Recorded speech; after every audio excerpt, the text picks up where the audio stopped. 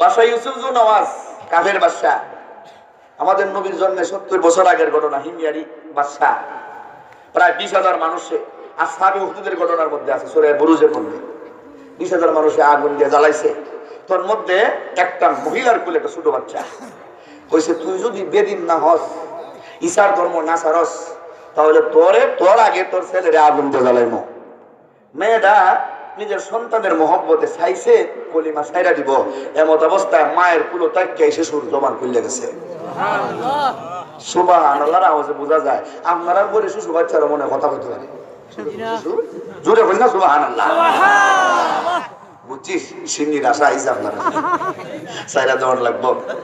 এমনি ওই ছোট্ট তোদের শিশু ডাকতে বলে, মা বেঈমান ইউসুফ জনওয়াজ প্রায় 20,000 মানুষকে আগুন দিয়ে জ্বালাইছে, তুমি ওটা চিন্তা করো না, আমি তোমার কুলে দাঁড়াইয়া সব দেখেছি যাদেরকে ওই অগ্নিকুণ্ডে নিক্ষেপ করেছে।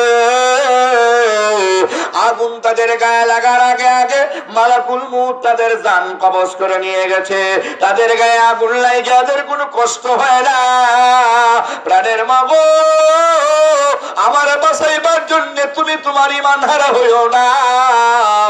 তুমি যারে আগুন দেখতেছো এটা আসলে আগুন না, ওই আগুন দিয়ে মহান আল্লাহ জান্নাতের বাগান বানিয়ে দিয়েছে।